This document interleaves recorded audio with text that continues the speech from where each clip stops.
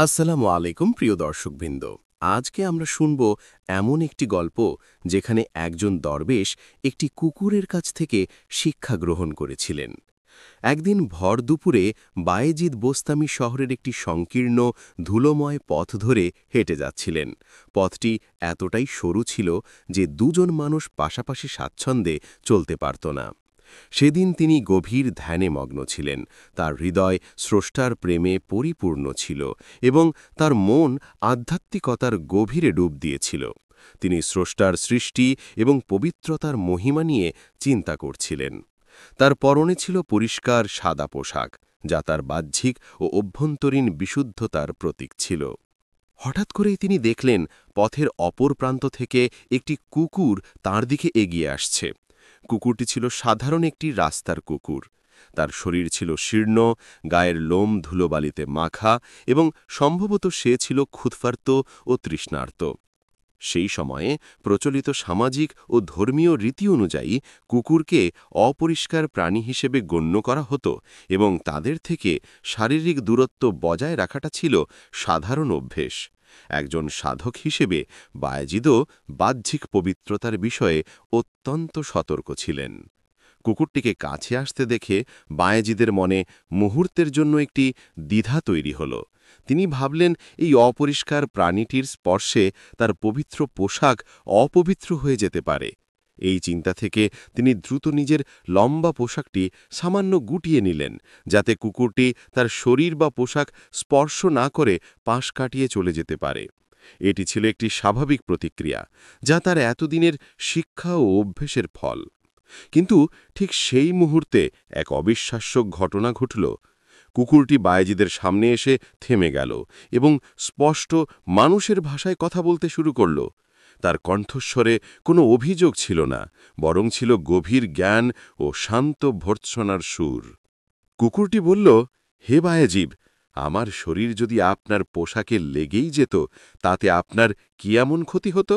আপনি তো কেবল পানি দিয়ে তা ধুয়ে ফেললেই পারতেন এবং আপনার পোশাক পুনরায় পবিত্র হয়ে যেত। কিন্তু আমাকে নিকৃষ্ট এবং নিজেকে শ্রেষ্ঠ ভেবে যে অহংকার এই মুহূর্তে আপনার হৃদয়কে স্পর্শ করল, সেই অহংকারের নাপাকি আপনি কোন জলে ধুয়ে পরিষ্কার করবেন? কুকুরের মুখ থেকে এমন গভীর কথা শুনে বায়েজিদ বোস্তামি যেন বিদ্যুতের শক খেলেন। তিনি স্থবির হয়ে গেলেন। তার সমস্ত আধ্যাত্মিক জ্ঞান ও সাধনা এক মুহূর্তে ম্লান হয়ে গেল। তিনি বুঝতে পারলেন যে এই সাধারণ দেখতে প্রাণীটি আসলে স্রষ্টার পক্ষ থেকে পাঠানো এক শিক্ষক। যাকে তিনি অপরিষ্কার ভেবে অবজ্ঞা করছিলেন, সেই প্রাণীটি তাকে আধ্যাত্মিকতার সবচেয়ে বড় শত্রু অহংকার সম্পর্কে সচেতন করে দিল। তার চোখ অশ্রুতে ভরে গেল।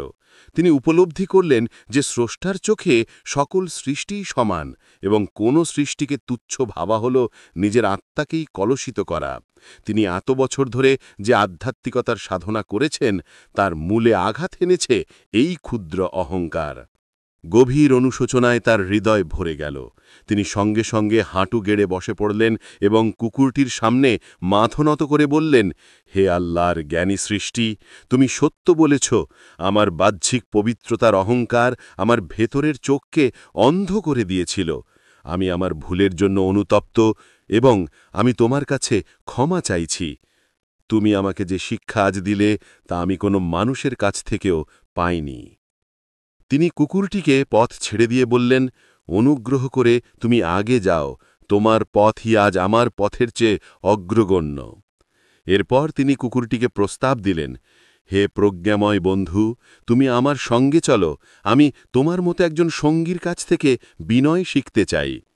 কুকুরটি মৃদু হেসে উত্তর দিল, হে মহান সাধক, আপনারও আমার পথ এক নয়। আমাদের বন্ধুত্ব সম্ভব নয়, কারণ সমাজ আপনাকে দেখলে সম্মান করে, আপনাকে জ্ঞানীদের সম্রাট বলে ডাকে এবং আপনার হাতে চুমু খায়। আর আমাকে দেখলে মানুষ পাথর ছুঁড়ে মারে, তাড়িয়ে দেয়। আপনার শরীরে ভুল করে ছাই পড়লেও আপনি ধৈর্য ধারণ করেন, কিন্তু আমার অবজ্ঞাই প্রাপ্য। তাছাড়া আমি আগামী দিনের জন্য কোনো খাদ্য সঞ্চয় করি না। আমি আমার স্রষ্টার উপর পূর্ণ আস্থা রাখি। কিন্তু আপনি ভবিষ্যতের জন্য খাদ্যশস্য মজুদ করে রাখেন। সুতরাং আমরা কিভাবে একসঙ্গে থাকতে পারি? এই কথাগুলো বায়েজিদের হৃদয়ে আরও গভীরভাবে আঘাত করল। তিনি কান্নায় ভেঙে পড়লেন এবং বললেন, হায়, আমি এমন এক সত্তা যে এখনও একটি কুকুরেরও বন্ধু হওয়ার যোগ্যতা অর্জন করতে পারিনি। তাহলে আমি কিভাবে স্রষ্টার বন্ধু হওয়ার আশা করতে পারি? কুকুরটি ধীর পায়ে তার নিজের পথে চলে গেল, কিন্তু বায়েজিদ বোস্তামি সেখানে অনেকক্ষণ দাঁড়িয়ে রইলেন।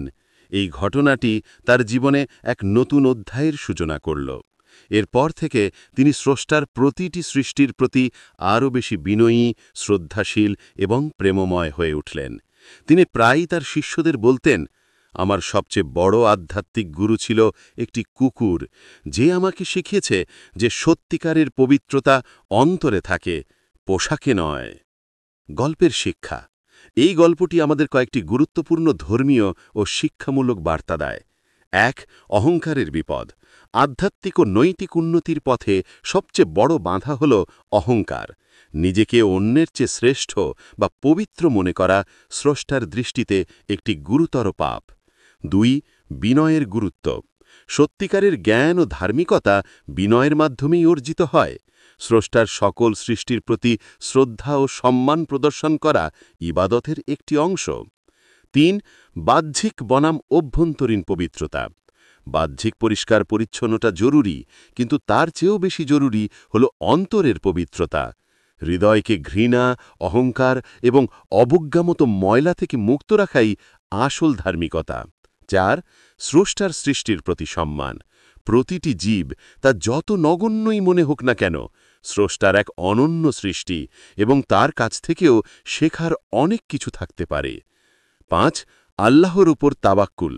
কুকুরটির খাবার সঞ্চয় না করার বিষয়টি আল্লাহর উপর পূর্ণ ভরসা বা তাওয়াক্কুলের এক মহান উদাহরণ, যা থেকে মানুষ শিক্ষা নিতে পারে। এই ঘটনাটি সুফিবাদের একটি মূল দর্শনকে তুলে ধরে। স্রষ্টাকে ভালোবাসতে হলে তার সৃষ্টিকে ভালোবাসতে হবে এবং নিজেকে সর্বদা ক্ষুদ্র এবং বিনয়ী মনে করতে হবে। ভিডিওটি ভালো লাগলে লাইক দিন, কমেন্টে আপনার মতামত জানান এবং এমন আরও ইসলামিক গল্প পেতে চ্যানেলটি সাবস্ক্রাইব করে রাখুন। দেখা হবে ইনশাআল্লাহ নতুন আরেকটি গল্পে। সেই পর্যন্ত সুস্থ থাকবেন, ভালো থাকবেন, নামাজের কথা মনে রাখবেন। আল্লাহ হাফেজ।